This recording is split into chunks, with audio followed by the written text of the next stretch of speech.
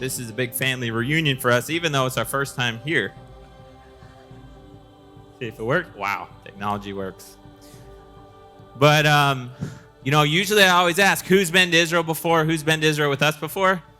You guys, it's like, I think it would be more people that have been to Israel than have not here. And I'm pretty sure everyone else wants to go to Israel at some point. But I thought we could have a little fun just to make sure everybody's awake and excited and have a good time. But before we do that, I'm going to pass around the clipboard. And if you're not on our email list and would like to be, then put your information on there. You don't have to, or you can put it on there and then unsubscribe later. But I'm the marketing guy at HaYovel, so it makes me feel a whole lot better if you sign up, even if you unsubscribe later.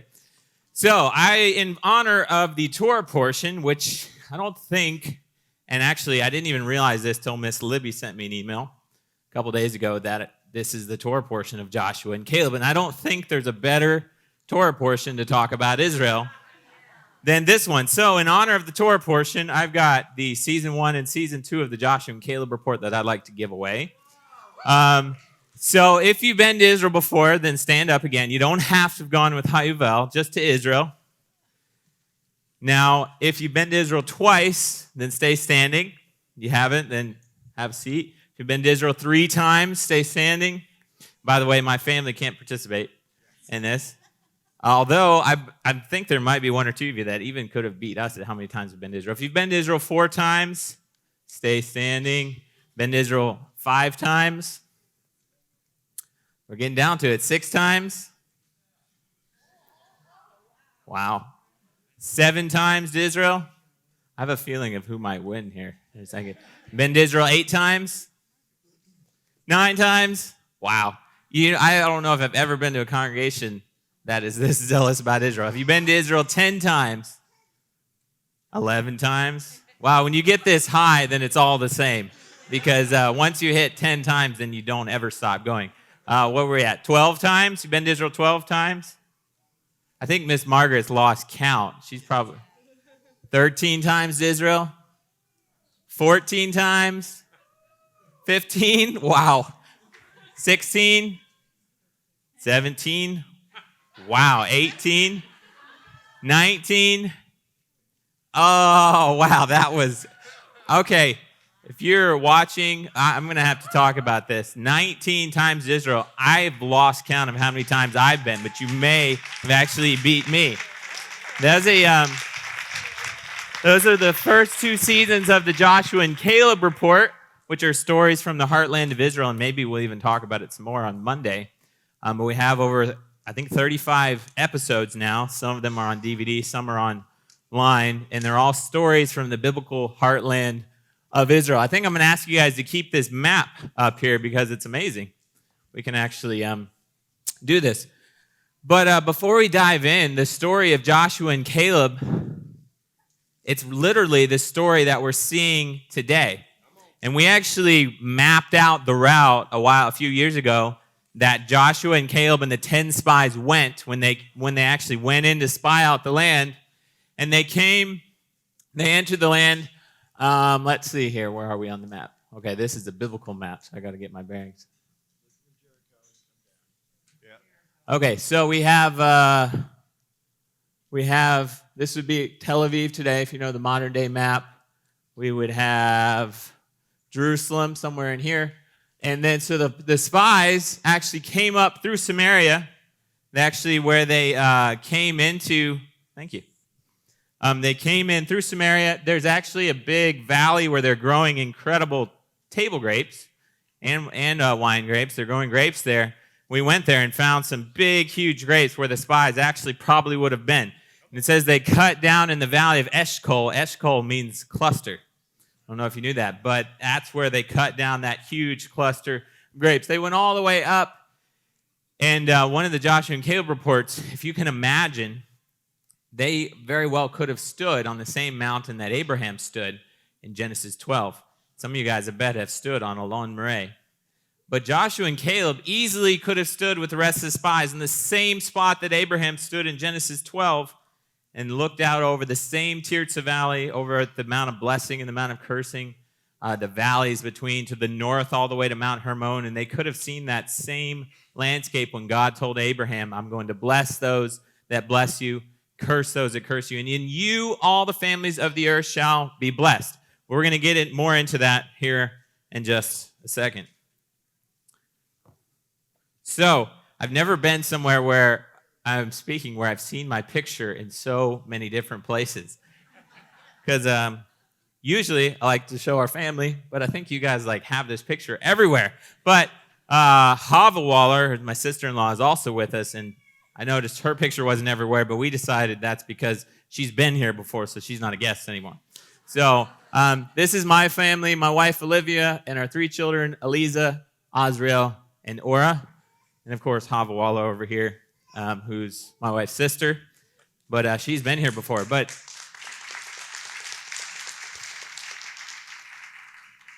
what I'd like to talk about today is an age-old story, because we know that every good story, even from the Bible, but even today in movies, books, whatever it is, every good story has good guys and bad guys. And that's the age-old story that I think we're also living in today. Now, we know that Joshua and Caleb versus the 10 spies is also what we're facing today. If you watch any mainstream media, I don't necessarily encourage it, but if you want to watch mainstream media, you'll realize that they're an exact replication of what the 10 spies brought back. Because this little teeny tiny country that's smaller than the state of New Jersey is talked about in international media every single day. How weird is that? The same country that's been around for 4,000 years, the same country that was scattered for 2,000 years, and the only nation in the world to be reborn, the people coming back to the same land from the 4 corners of the earth, the same language, to be saved by miracle after miracle all throughout their history. And the world's talking about them every single day, and that's not an exaggeration. But that's what the 10 spies brought back. You know, what they said might have all been true. There was, if I would have to guess, I'd say probably some of it was exaggerated. There might have been a couple of falsehoods thrown in there. A lot of it was true, though. There were giants in the land. There were fortified cities. There were some big, powerful people. There were some scary things in the land.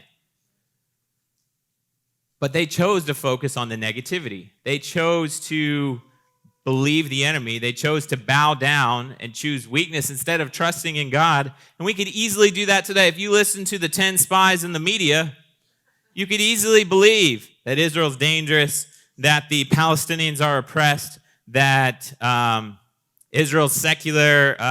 You could go on and on. You could believe all these things. Now, there are things that happen in Israel, but it's not any more dangerous than Orlando. Probably less, actually. I don't know the statistics, but if everything that happened in Orlando was broadcast on international television, I wouldn't go to Orlando. I'm guessing you guys probably wouldn't either.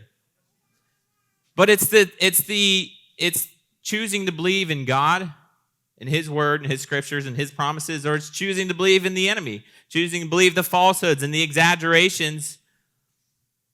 So that's just so beautiful, that the story of the 10 spies. But to talk about, because in every single story, like I'm talking about, we have good guys and bad guys. And that's what I want to talk about today, because we all know, I'm not going to dwell on Genesis 12. It's the famous verse, right? We all know it. We've probably heard it enough where you may have even heard it from maybe a pastor or leader where they use it to their advantage, maybe to promise prosperity or wealth. I'll bless those that bless you. And I'm not, I believe there is great blessing in the blessing of Abraham. But it's more than just, whether God blesses you financially or you donate to Israel and God bless you back. It's a whole lot more than that, because the blessing of Abraham, I believe, was meant to be a channel for the nations of the earth to be blessed through him, because really this is the beginning of the story. And he specifically says, all families of the earth. That's us. That's me.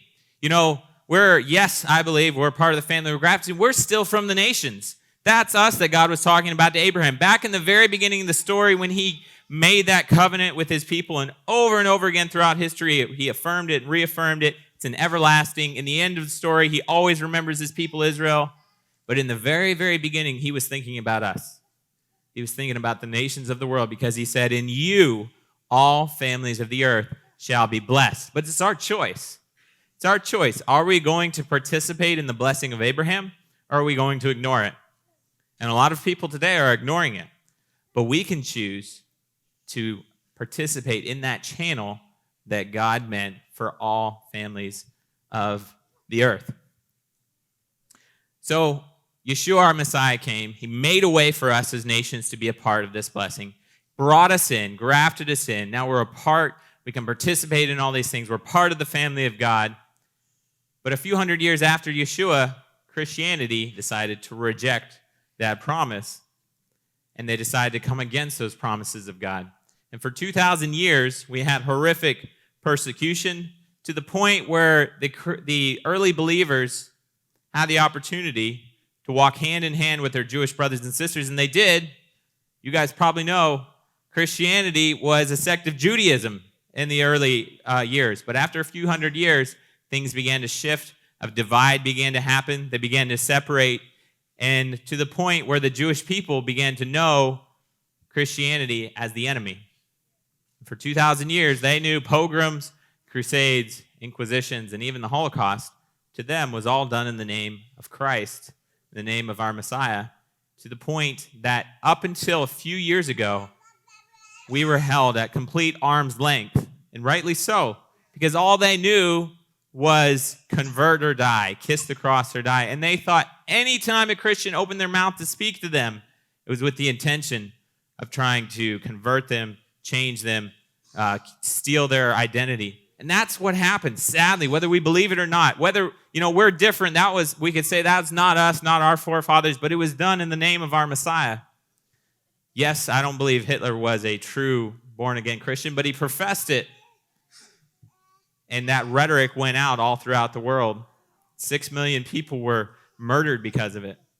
So this is what the Jewish people knew. And I'm not here to dwell on the whole entire history. I know you guys know that. But a lot of times, we get tired.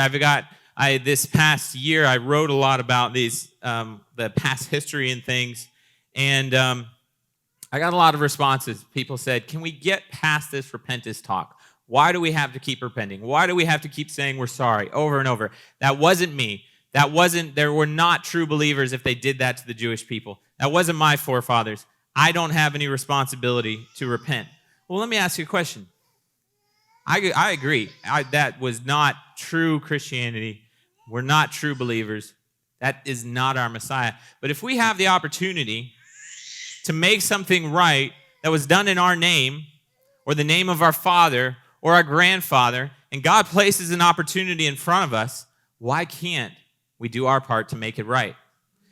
So the question is, can we move on today? Because people always ask us, can we get past this and move on? The answer is yes, because there's an opportunity right now in our lifetime, in our generation, to actually move forward and get past the horrible history of the past. But that doesn't mean we can't still do our part to make things right when we have the opportunity. This year coming up, there's a big movement for the 9th of Av of Christians actually coming to Israel, and there's an opportunity all throughout the world for Christians to stand up and make a global repentance. We applaud that. We cheer that on. We're even partnering with them to actually help make it happen. Their groups are coming to our campus in Israel to participate, the tours and everything. So there's the opportunity. The opportunity is still before us, and yes, I say let's repent. Let's do everything we can to repair that relationship. But at the same time, we can move forward. Because the question is, this is a quote that I really love that a pastor friend of ours told me. He said, it's not our fault if we act when it is our time.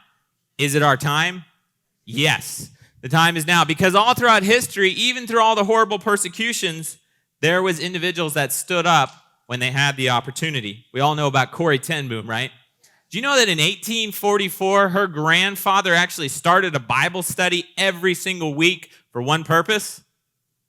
To pray for the peace of Jerusalem. 100 years before World War II and the Holocaust, Corrie ten Boom's grandfather got a group of people together every week in his home to pray for the peace of Jerusalem. Do you think that might have had something to do with Corrie ten Boom saving Jewish people in her home? I think maybe it wouldn't even have happened if her grandfather hadn't been praying 100 years before. So whatever opportunity God lays in your path, and there's not one single person here that can't pray, whatever part God gives you, act when it's your time. All throughout the wars of Israel, we all agree Israel's modern history is a miracle from God. 1948, completely outnumbered. Miracle from God. They were born as a nation, came back to their land from the four corners of the earth. The language that was dead for 2,000 years was reborn and spoken, and it's being spoken today. That's never, ever happened before. A couple weeks ago, we did a podcast called Miracle Ratios because we passed the anniversary of the War of 1967. So I just love these because it just shows so much that this is a complete miracle from God. The War of 1967, Israel was completely outnumbered, attacked. They survived and actually regained their biblical homeland. But a couple ratios is that they were outnumbered in tanks by 2-1, outnumbered in artillery 7-1, outnumbered in Air Force 2-1, and then the Navy outnumbered 4-1. Raise your hand if you believe it was a miracle from God that they not only survived, but regained Jerusalem, Judea, Samaria, the Golan Heights, Gaza Strip, the Sinai Peninsula. Is that not a miracle? And all throughout those wars, there were people that acted when it was their time. There's stories of Christians from the United States that went over, fighter pilots that went over and flew these old airplanes that they were able to acquire in 1948. They acted when it was their time. So we get to our time today, and what can we do? 1990, in Judea and Samaria, and you guys all know what Judea and Samaria is, I think. So I'm not going to take as much time to explain it, but if you don't, it's north of Jerusalem and south of Jerusalem. Jerusalem, Judea, and Samaria is what the world calls the West Bank or the occupied territories today. Literally, it's talked about in the news almost every single day. That's Judea and Samaria. But Judea and Samaria was liberated in 1967. Israel got it back. It was held by Jordan before 19 years before that. In 1983, I believe it was, early 1980s, Jordan released all control of it. In the early 1980s, Israel began to settle it. You've all heard of the settlements, right? Probably mostly referred to as the illegal settlements. Now, they're not illegal, but we'll leave that for another time. They began to settle it slowly. But when Israel was established as a nation in the early 1900s, people began to grow things. The early pioneers came in, they drained the swamps, they moved the rocks, they plowed the land, they planted things, and began to grow. That's another miracle. The actual land responded to its own indigenous people. That land was a desert for 2,000 years, and when its own people came back 100 years ago, it started blooming and blossoming again. Even in the Gaza Strip, when Israel gave it up in 2005, the Gaza Strip was one of the greenest parts of Israel that exported produce all over Europe. Israel gave it up. Palestinians came in. They destroyed some of the greenhouses, but the farmers that tried to keep farming, where the Jewish people left off, it all went dead. And it's all back to desert again. The land is responding to its people. So in Judea and Samaria, they're sort of been behind the times a little bit because the rest of Israel was being settled. Things were growing, but the Jewish people were slowly starting to come into Judea and Samaria. Even today, it's not annexed, which means it's not under sovereign law. It's a part of Israel, but they call the rest of Israel Israel proper, and then everything in Judea and Samaria, they call it over the green line. Which just basically means that everything's much harder there. It takes about 3 times as long, 3 times as much money, 3 times as many permits, that kind of thing. So things were happening slower there, but the Jewish people began to move in. They began to settle. They began to plant things. But in the early 1990s, it was still largely desolate. Now, there was a man named Nir Levi, who's a young Orthodox Jewish man just out of the IDF in the late or middle 1990s. And he was not a farmer. He was a city guy. He was modern Orthodox, was in the special forces of the Israeli military. He gets out of the army. He gets married. He has a baby. But he lived on the coastal plain of Israel because he was a surfer, actually. Shows you how much of a farmer he was. And he talks about a window in his house that looked towards the mountain range of Israel, which is Judea and Samaria. He looked through this window towards the east, and he used to see the mountains there, and he used to read the prophecies like Jeremiah 31:5 that says, "You will again plant vineyards on the mountains of Samaria. The planters will eat them, will plant them and eat them as ordinary or common food. Not being a farmer, he said, Jeremiah spoke this 3,000 years ago, and there's nothing planted there that I know of. Why is it not happening? He picked his family up, and he moved to the Mount of Blessing, to Har Bracha, into a Jewish Orthodox settlement, and he said, I want to plant a vineyard. The community gave him a plot of land, and of course he did the natural thing, and he got the soil tested. He got the agricultural experts to come in. He said, tell me what I need to do. I'm going to plant a vineyard. They sent the samples off. They came back, and they said, we're very sorry, but vineyards will not grow here. Don't waste your money. Don't waste your time. It would be a wasted effort, wasted resources. Vineyards, the soil, the terrain is not suited for a vineyard. And of course, Nir said, okay, I give up, and went back to the coast, right? Nope. Jeremiah said it was going to happen. The experts said it wouldn't happen, so he chose to believe Jeremiah, and he planted a vineyard. By faith, he moved to the Mount of Blessing in Samaria, which, like I mentioned, things are much harder there. By faith, he went against all the advice of the day, and he planted a vineyard.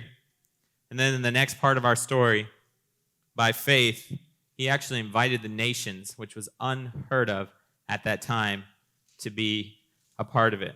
If Hebrews was written today, this guy would be in it. I'm sure of it, because these guys are living examples of their faith. A couple other quick scriptures, and then I'm going to let Nir himself pick up the story in a video that we just released. But you, O mountains of Israel, shall shoot forth your branches, for my people Israel are about to come home. Ezekiel 36. Mountains of Israel are Judea and Samaria. The Golan Heights, yes, mountains up there. The mountains of Israel are the biblical heartland. Amos 9, the mountains shall drip with sweet wine, and all the hills shall flow with it. Joel chapter 2, your threshing floor shall be full of wheat. Jeremy and Ari, you guys know Jeremy Gimpel, you're playing this video, they're either just harvested or about to harvest their first crop of wheat at their farm in Judea where that video was filmed. By the way, I took a video of you guys dancing and I sent it to Jeremy so he'd see it right after Shabbat. I know he'd be excited about that. Your vat shall overflow with new wine and oil. The prophet said it would happen, and that means it has to happen. And here you go. Here's a sneak peek of it.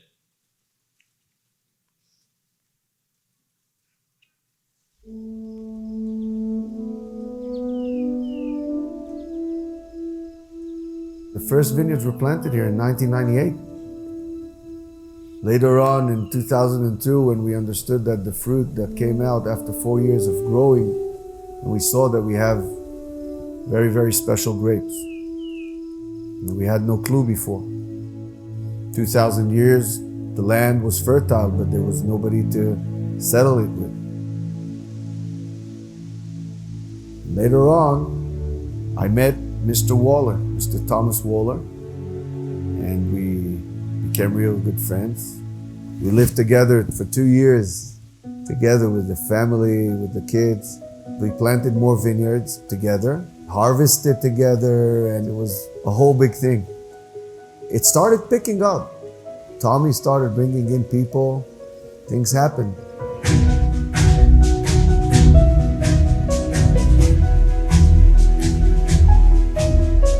Just as it says in Jeremiah 31, that one day the Jewish people will come back to their homeland and they will plant vineyards in the mountains of Samaria.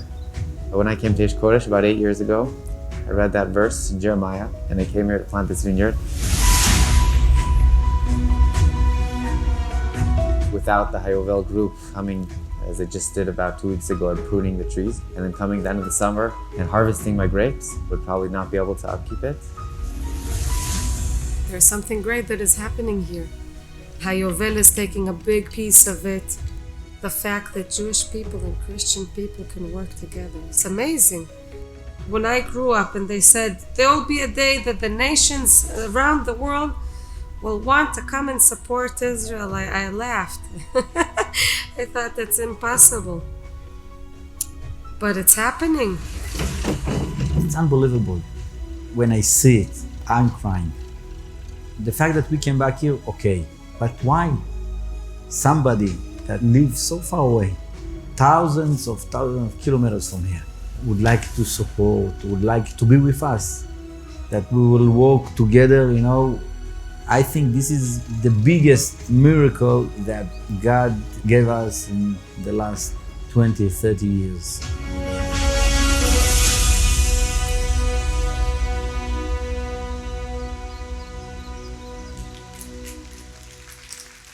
Well, even if you couldn't see it exactly right, you at least got the idea, right? Sorry about that. I don't know what maybe the file got corrupted or something. But that was Nir. He planted his first vineyard in 1998, which means his first harvest would have been about 2002, 2003. And where we pick up the story, you guys can hear me over the rain. That's right. Rain is always a blessing. We learned that in Israel, rain is good weather. If you come to the pruning, you know what I'm talking about. In 2003, my father-in-law, Tommy Waller, went to Israel for the first time, really on sort of a whim. We know there's no such thing as a coincidence, right? But he was invited to go by a group of businessmen who were on a business trip, and they invited him to tag along. And he goes to the land of Israel. He's going all throughout. And a mutual friend says, hey, I want to introduce you to this guy. He's a farmer. I know you're a farmer in Tennessee. I think you guys would really hit it off. This mutual friend takes him up to the Mount of Blessing and introduces him to Nir Levi. Nir takes him out to the edge of his vineyard, stands him on the edge of the valley there, overlooking all those vineyards, and he opens his Tanakh, his Bible, to Jeremiah 31, and he reads him the prophecy. When Tommy stood there and realized that the word of God is actually happening right in front of him today, words that were spoken 3,000 years ago, that the Jewish people came back to the land came back to life, he turned to Nir and said, can I help? Can I be a part of this? Do you need help? And that's the third act of faith that I was talking about from Nir, because for Nir, an Orthodox Jewish man, to actually tell a Christian man from the United States, yes, I need help and you can help me, is another miracle from God, because that history for 2,000 years, the Jewish people have held the Christians at arm's length because of the horrible persecution. And it was really unheard of, even in 2003, 2004, to see any Jewish-Christian relations. They weren't working together. It was completely unheard of. So for Nir to say, yes, come help me, I need help, that was a miracle. And like I said, in Judea and Samaria, everything's much harder. So planting a vineyard in itself is a huge investment, because it takes 4 years to get your first harvest. And then it's at least another year, sometimes 2 years, before you get any return on investment. So you have that working for you. When you plant a vineyard in Judea and Samaria, it's never been done before. There's no wineries back in the 1990s. The whole world's against you. We know Judea and Samaria is the most hotly contested piece of real estate in the entire world. Everything's harder. Loans are harder. Permits are harder. Land is much harder. Building anything is very difficult. So this was a huge leap of faith for Nir. And so he said, yes, I need help. He needs help in the peak seasons. He needs help with harvesting, planting new vineyards, moving rocks, digging holes, putting posts in, and pruning. He said, yes, need your help. So Tommy picked up his family of 13, started going to Israel every year to help the Jewish farmers for free. And really, it was an act of faith for Tommy Waller, because to pick up and move to Israel by faith with 13 people, sold everything to start the ministry, went to Israel by faith, humbled himself by faith, and began helping Jewish farmers for free. It's a 100% service opportunity for the Jewish people to help heal that relationship. And then, by faith, open the opportunity to the nations to be a part. Because after a few years of their family going back and forth, then there was friends that said, can we come with you? They began to extend it to other people. Come join us in Israel. And in 2007, HaYovel was born. And 11 years ago, a 16-year-old boy sat on an airplane not having a clue what he was about to get into. And that was me, because I didn't know anything about Israel. All I knew about Israel was what I read from the stories in the Bible. But I knew going to Israel would be an adventure. I'd never been out of the United States before. I knew that would be fun. I knew I would learn a lot. I knew we were good friends with the Wallers. So on the airplane, my mom handed me a magazine that said Israel 101, and that's when I started to read for the first time. It's a 12-hour flight, so I got a crash course on Israel's history. Started to read about 1948, 1967, 1973. All of a sudden, I realized that the rest of the world was talking about Israel. I guess I'd been a little bit sheltered maybe or something. I don't know. I was 16. I realized that this was a huge international dispute. There was such a thing as the Palestinians and the Jewish people. And the night before we got on the plane, Braden Waller called us and said, just so you know, you're going to what most people call the West Bank. We're like, oh, okay, sure, yeah, sounds good. I don't know anything about that. I heard, you hear people talking about it. We went to Israel for the first time. As a 16-year-old, I went back the next year as a 17-year-old, and I stood in the places of my Bible. All of a sudden, the stories that I'd read my entire life started jumping out of Scripture. It became three-dimensional because not only are you standing and walking in all the places of the Bible where our Messiah walked, where all our forefathers walked. Judea and Samaria is where 85% of our Bible was either written or took place. That means you can't step anywhere without stepping into a story of the Bible. Not only that, which totally confirms your faith, especially as a young person. For young people to actually go over and get this and see their faith confirmed and strengthened, it's really a foundation to launch you forth into whatever God calls you for in life. Not only that, but I realized that the Bible was happening. It's not just a historical document. It's happening, and it's happening in Israel. But not only is there the aspect of the Jewish people coming home, like Ezekiel talked about and Isaiah talks about, the land is also coming back to life, like Amos and Joel talk about and Jeremiah talk about. But it also says the nations are going to come. Isaiah 61:5. We didn't know this. It's not like we founded the ministry on this. This one we stumbled across a few years in. It says, strangers shall stand and feed your flocks, and the sons of the foreigner shall be your plowmen and your vine dressers. We don't have time, but there's prophecy after prophecy that talk about the nations coming and being a part of what's happening in the land of Israel. And we haven't seen this. 10 years ago, 15 years ago, for sure 20 years ago, there was nothing. There was you didn't see Christians supporting Israel as a whole. Maybe a few individuals like all throughout history. We saw individuals like Corrie ten Boom. But as a whole, 20 years ago, it was not happening. But today it is. It's becoming a phenomenon, a growing thing all throughout the world. For the nations to come and be a part. I've been to Australia, I've been to New Zealand, I've been to Canada, been all over the U.S., been in Europe, and it's the exact same story, guys, all throughout the world. There are people waking up to the fact of their scriptures are alive, that God's promises are true, that it's all connected to Israel, God's kingdom coming back to earth, being restored, that we're to be a part of the nations of Israel. Today, we've had almost 3,000 people come through our programs in Israel from 30 nations all over the world. They come from Australia, from New Zealand, from South Africa, from all over Europe, Norway, Sweden, Switzerland, France, Germany, the Netherlands, Dubai, or not Dubai, Bulgaria, sorry. Where else? England, you name it. We've almost had all over South America. We've had people come. The nations are coming. Like I said, it's the same story all over the world. I don't think you would have found this 30 years ago if you traveled all over the world, but you're seeing it today.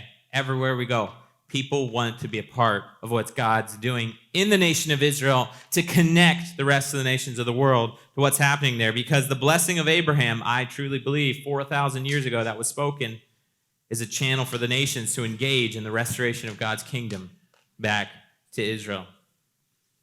So we see that, like we said, Abraham stood on that mountain in Genesis 12, and God said, through you, all families of the earth shall be blessed. We see our Messiah came and brought us into it. A few hundred years later, Christianity rejected it. We had a dark period of horrible persecution. But then just 70 years ago, Israel was reborn. Once Israel came back as a state, there was no denying it again. There's a few people that are still trying to deny that. It's impossible. You're crazy if you try to deny that God's covenant is still with his people, Israel. Israel was reborn miraculously. They survived in 1967. The land is coming back to life. The people are coming home. All the prophecies are coming true. And just in the last few years, and I've seen it change in the 11 years that I've been going to Israel. I physically, and I'm a young man, I have physically seen the difference from the first time I went to Israel to now. Even back then, Nir was a very brave man. There was other farmers that needed help, but they wouldn't have anything to do with us. There's still a few farmers that are still nervous about what we're doing there. Is this really free help? Is this some kind of trick? What are you guys doing? Because we just go to serve. We don't witness. We don't proselytize. We don't evangelize. We come to serve and to bless, and that's it. But there's still a few people that are nervous, but we've seen it change. Now from Nir, we're actually helping about 12 different farmers all throughout Judea and Samaria. Sometimes we go to the Golan every once in a while. We help farmers there. Occasionally we make it down to the Negev. We help a few farmers there. It's few and far between. But if we had 3,000 volunteers in 1 year, we could put them all to work because there's so many people. The doors are actually open for what the prophet said was going to happen. It's a growing phenomenon in the world today. What if the Jewish people, that blessing that Abraham gave, are meant to be the guide for the nations to engage in the restoration of God's kingdom? Because we know that it says the law, the Torah, will go forth from Zion. The light is going to come from Zion. And in Zechariah, it says all nations are coming up to Jerusalem for the feast. It's going to happen. So what if the Jewish people are there to bring the nations of the world? He started with Abraham. They said the nations, the families of the earth are going to be blessed through you. So what if it's all part of this big, beautiful story, and we have the opportunity to not only repent for what happened, but to take action and to move forward today? This is our part. In Isaiah 52:7, it says, how beautiful upon the mountains are the feet of him who brings good news, who proclaims peace, who brings glad tidings of good things, who proclaims salvation, who says to Zion, your God reigns. This is the nations. Who here has beautiful feet? Anybody got beautiful feet? Look at your feet and say, my feet are beautiful. Because you're supposed to be walking on the mountains. You're supposed to be saying to Zion, your God reigns. A verse that I'm sure all you guys are familiar with, and this ties in with the Torah portion today, is after Yeshua died and rose again, he had 40 days before he ascended back to his Father. And during that 40-day period, all the people that he saw and spoke to, he said that he was speaking to them about the things pertaining to the kingdom of God. It's a 40-day kingdom conference. I think we would all sign up, right, if we had that chance, with the Messiah himself. Just before he ascended back to heaven, in Acts chapter 1, verse 6, it says, when they had come together, they asked him, saying, Lord, will you at this time restore the kingdom to Israel? They'd heard all this kingdom teaching. They'd seen him rise from the dead.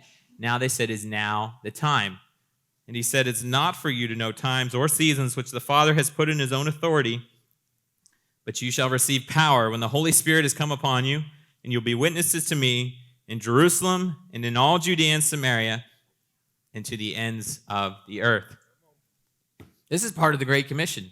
He said, go to Jerusalem, Judea, and Samaria, and then go to the ends of the earth. Well, guess what? One spot in the world we missed out of the Great Commission. Jerusalem, Judea, and Samaria, because the entire world is against that little tiny spot in the land of Israel, which is the biblical heartland where our faith started, our Bible happened, it was written. And Yeshua said, go there first, and then go to the rest of the world. And just like the spies came in, we had 10 that brought back the negative report. They went right through the Jerusalem, Judea, and Samaria, all the way up to the northern part of Israel, and they came back and brought the negative report. You could be the two modern-day spies of Joshua and Caleb, going where our Messiah said to go, Jerusalem, Judea, and Samaria, and you can walk on the mountains, and you can fulfill our part, the beautiful feet that proclaims peace, that brings glad tidings, who proclaims salvation, who says, your God reigns. That's what we're supposed to say to Zion. Because when the Jewish people see that the Christians they've known for 2,000 years are actually saying, your God reigns, that means we're coming together because we worship the same God, the God of Abraham, Isaac, and Jacob. That's when it changes. That's when they begin to see. But it takes service because we have to put our feet, our beautiful feet, where our mouths are, because all they've seen are actions for the last 2,000 years. So it's going to take an action to repair that. And when we come in, just like Yeshua said, serve and not to be served, that's our beautiful feet at work. We're to say to Zion, your God reigns. Yeshua said, go to Jerusalem, Judea, and Samaria. That was not a coincidence that he said that, because what the world calls the West Bank or the occupied territories, that's actually the biblical heartland of Israel, Jerusalem, Judea, and Samaria, just like our Messiah said to go. And Isaiah said, the beautiful feet, you got to be walking right here. We're to say to Zion, your God reigns. Okay, we'll see if this video plays. If it chops up like the other one, we'll skip it. But.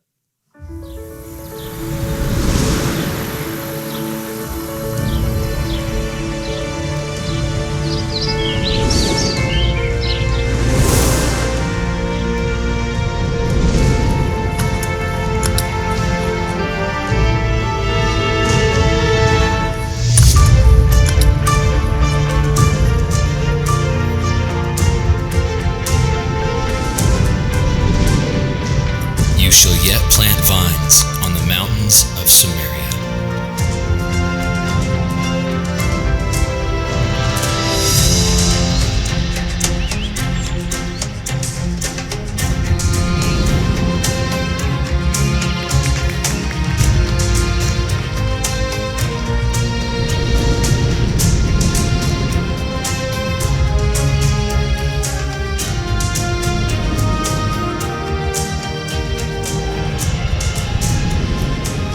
The sons of the foreigner shall be your plowmen and your vine dressers.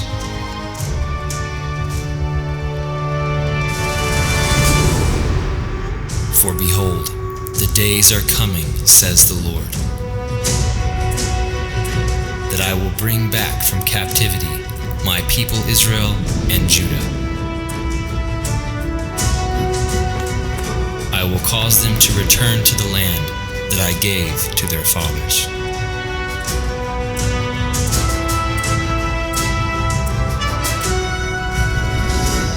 And they shall possess it.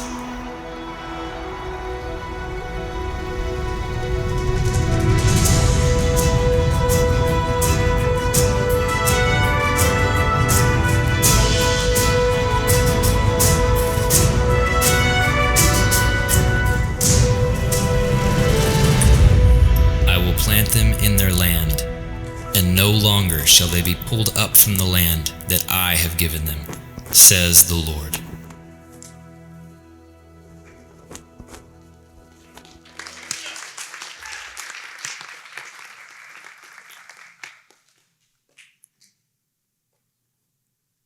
So, here's who HaYovel is.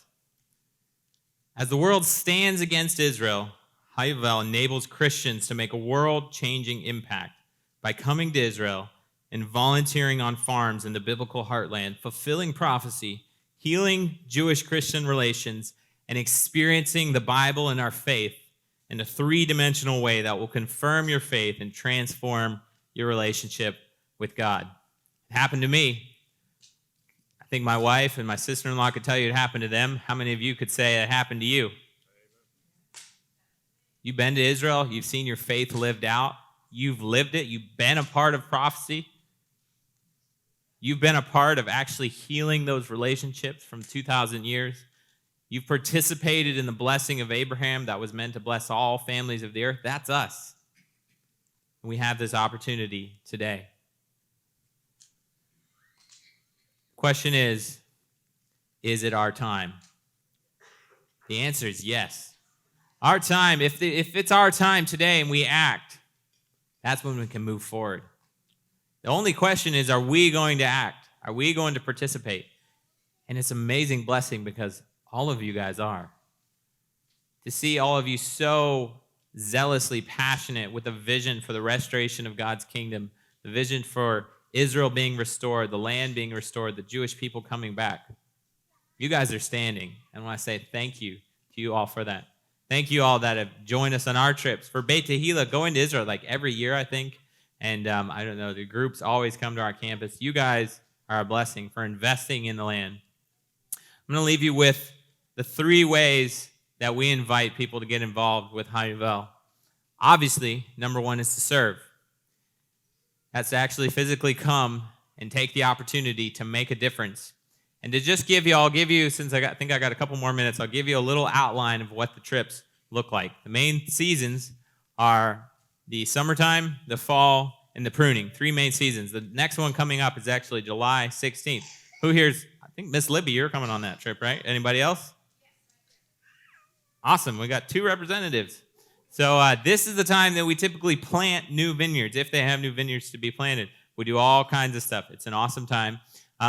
The trips are 2 parts service, volunteer, and working, and 1 part touring, education, meeting the people.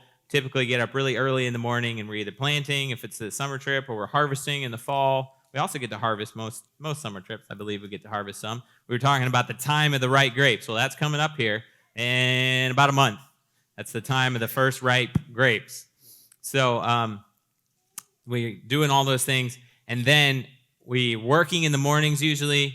Afternoons are either resting or sometimes touring, seeing the local sites. Evenings, the Israeli friends of ours are always coming and speaking and telling their stories. Lots of times we're going into their homes, and we've brought probably up to, I don't know, maybe 60, 70 people into Nati Ram's living room before. Have you guys ever seen the video of the goat jumping through his living room window? You might have seen that picture, but you go up and sit in people's living rooms like Nati Ram and hear him and his wife tell their story and see their 6 children or something like that living right in the heartland of Israel.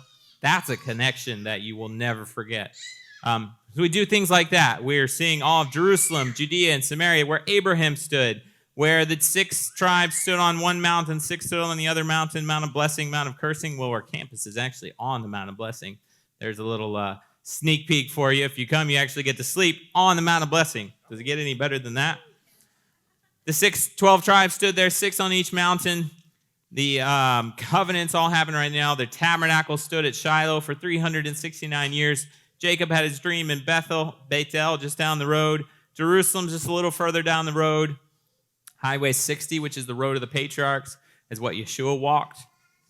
The stories of the woman at the well, the Samaritan woman, all happen right there on the Mount of Blessing. Abraham, Isaac, Jacob, pretty much every Bible character, you can guarantee they walked on Highway 60, which is the road of the patriarchs, goes all the way back to Abraham's time. Hebron, where all the matriarchs and patriarchs are buried in Judea. Jeremy and Ari's farm, I think either this year or next year they're getting their grape harvest. So for you HaYovel alumni guys, probably going to get to harvest grapes for Jeremy and Ari for one of the first times ever. Where I'm really excited about that. Their farm is beautiful in Judea.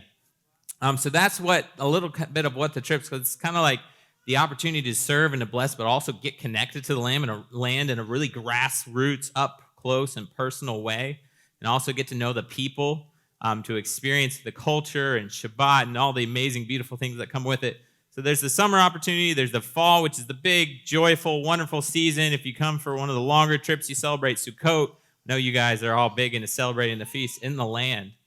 Most people don't get to say that their congregation goes to Jerusalem for the feast. That is cool right there. And then the pruning, which I know we got lots of guys here that have been to the pruning. I don't know if they're in here. Mr. Scotty, Charles, yeah.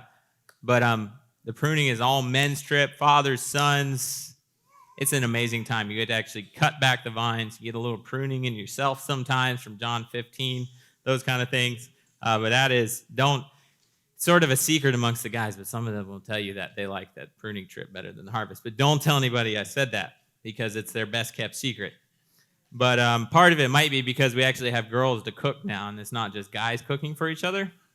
So the food's gotten a little bit better the last couple years. So that might be one reason. So anyways, serving in the land of Israel, that's the number one thing. Like I said, we've had about 2,600 volunteers from 30 countries over the last 15 years. The former governor of Samaria actually invited Tommy Waller to bring 10,000 Christians to come and serve there. I was talking about the beautiful feet in Isaiah 52. I wrote an article a few months back because there have been some terrorist attacks that have happened in Judea and Samaria over the last year or two. But the phenomenon is growing of Christians that are actually not only willing to come to Israel, but actually come to Judea and Samaria. But what if there was 10,000 Christians that came to Judea and Samaria? Do you think the enemy of God would take notice? Do you think the terrorists would take notice? Do you think they might be scared if there was actually 100,000 Christians that came, even if it's a tour bus?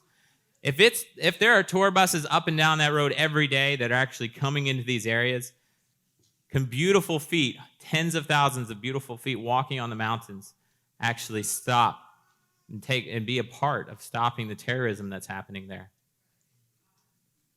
It can, and it's growing. Not only are people coming with us, but if you guys have been on a Beit Tehila bus and stopped by our campus, that happens pretty much every day. My brother-in-law, Nate Waller, who's involved in a lot of the operations, he was talking to Josh a couple weeks ago, and he said, I can't get any work done because there's just groups that are showing up every day, like multiple groups a day.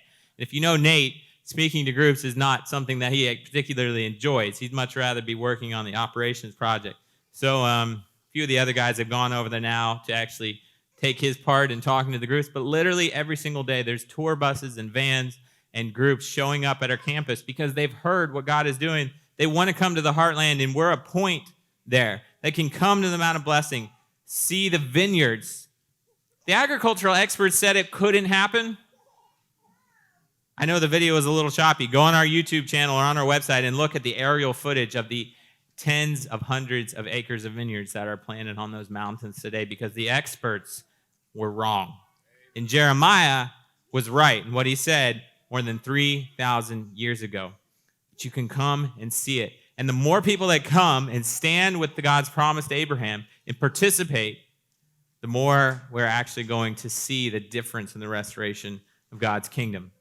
So to come and serve, or to give and invest in the land of Israel, I'm going to tell you quickly about two specific ways to actually invest in what we're doing right now, because these are kind of, there's one particular really exciting project that we haven't really even announced public yet. But I know a lot of you guys have invested in what HaYovel is doing. Beit Tehila has as a congregation, and even some of you have invested personally in families. So I'm just going to tell you that all the families in HaYovel pitch in with a fundraising to raise personal support for their family. So our family is also in process of doing that, mostly funded, but I want to let you know that there's just the opportunity now that we've been here and seen you to get on board with our family and make a difference for my particular family in the land of Israel as a monthly supporter. So there's that. And then the other really exciting, groundbreaking thing that's happened is they told me I had a couple more minutes, I think. Good. So I'm going to tell you about the latest project that you're going to see announced. We've been talking about it a lot, so if you follow us at all, you probably know about it. But we're going to make it public soon. It's called Greening Israel's Heartland. You know, you've probably heard of JNF, the Jewish National Fund, for the last 100 years, I would say. I think I got that right. 100 years or so, they've been planting trees in Israel. Because you know, besides the millions of olive trees, there's not a lot of trees and forests in Israel. But if you read in the Bible, it talks about the forests of Ephraim. There was forests, like big trees in Israel. Well, a lot of it's desolate today. JNF has been planting trees all over Israel for about the last 100 years. But for the last 25 years, they've not planted in Judea and Samaria because of the sensitivities there, the difficulties there, complexities. So a year ago, my brother-in-law, Nate Waller, had a vision to plant trees in the heartland again. It goes very much hand in hand with what we do. So we started putting together this idea of researching the indigenous trees to the area, what was there thousands of years ago, started talking to people. Well, guess what? Got a meeting with JNF and with the representative for the area, sat down with them, and JNF said, you know, we haven't planted trees in Judea and Samaria for about 25 years. But just this year, we've been cleared to start planting trees in Judea and Samaria again. And they said, well, because we've been doing this for so long, we have a lot of the things we need already. We have access to trees. We have the permissions from the government. We've got everything we need, but we don't really have a labor force. So just so happens that we have a labor force that can plant trees in Israel. So it's an amazing, amazing project. It's called Greening Israel's Heartland. And not only that, but someone stepped forward recently, because we have that project and we have several other ones to buy our own equipment, things like backhoes and things like that for everything we do over there with the agricultural work, a truck for the Heartland project, a water tanker, trailers, things like that. We had a businessman from California come see the work, and he saw that we needed $500,000, and he said, I'll do half of that if you guys can match it. You guys probably know that's an exponential increase for a little ministry like ours, like majorly exponential. We've never had that happen before. Just in the last few weeks, we've already had we're getting close to probably $90,000 in the matching part of it already. A pastor from Dallas, Texas came over, saw the work. He said, I'll give $50,000. Other people said, I'll give $10,000. So that is the other really exciting thing. Everything on this trip that we're raising money for is going straight into those projects, that the Greening Israel's project going to move forward, all of these things. It's so exciting. And that's the opportunity today, physically, to get involved with those things. So there's serving, giving, and lastly, I mentioned Corey Ten Boom's grandfather. Everybody can pray and has to pray for the peace of Jerusalem. And we ask you to pray for the work that we're doing in the land of Israel. And I know you guys already do. You guys are like a big family to us. You guys are so amazing. We're looking forward to seeing so many more of you on the mountains of Israel and seeing many of you back for I don't know how many times, Miss Libby, however many times you've been with us. 5 times with HaYovel and even more, I know, outside of HaYovel. So I have dates, but you don't got to pay too much attention because there's cards out there. You can take everything with you when you go. And also, we have products and things. We just have the information today. If you come back on Monday, we'll sell products and things like that, DVDs and CDs and things like that. So if you come back on Monday, you can get that. But today, you can get all the brochures and information to take with you. Also, somebody mentioned a podcast. Joshua Waller and I do have a podcast that comes out every Thursday. It's called the Joshua and Caleb Report Podcast. And you can find it by searching the Heartland Connection. Anywhere you listen to a podcast, just search the Heartland Connection. And it's the stories, news, prophetic happenings, specifically from the heartland of Israel to the rest of the world. We want to be the connection for believers and Christian Zionists all over the world to connect what God's doing specifically in Jerusalem, Judea, and Samaria. Yeshua said we got to go there, so we're getting back there after 2,000 years, and we're bringing that good news of the beautiful feet saying to Zion, your God reigns. Is it our time? Yes, it's our time. We have the opportunity to act. We can act today. We actually have the opportunity to be the hero, to change from that enemy that they've known and held us far away for thousands of years. Now that today the opportunity is to stand with them and become the hero for the Jewish people, to join hand in hand in the restoration of God's kingdom. Last quote, and I'll wrap up with this. Rabbi Eliezer Melamed, who's one of the leading rabbis in Israel, he's a leading rabbi of Har Bracha. He's the only reason that we're able to be there because he's given us his blessing and we work with him. He said, evangelical Christians stand like a brick wall in our defense, ranging from supporting the vision of the return to Zion to the settlement of the land and all its expanses. I don't know if you guys realize that is a miracle. Orthodox Jewish rabbi to accept the nations to come in and stand hand in hand with them with that blessing that God gave to Abraham. Thank you guys so much for your incredible support. Thank you so much for having us. We're going to be back on Monday. I think we'll talk some more, maybe tell some up-close and personal stories from the work that's happening in Israel, some of the latest projects. We're going to talk about Joshua and Caleb some more. So we're so excited to be here. Thank you guys all so much. Thank you so much for having us.